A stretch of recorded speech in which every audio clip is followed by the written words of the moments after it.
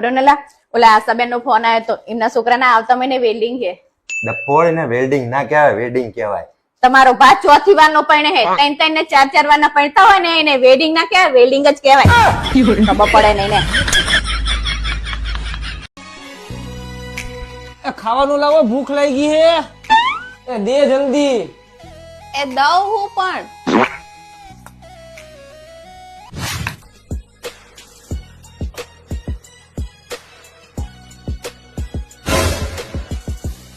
નહીં હોય તો હાલ છે, પણ નબળું નહીં હાલે. ખાવું હોય તો ખા, નકર ઊભો થઈ જા મારા કલેજા.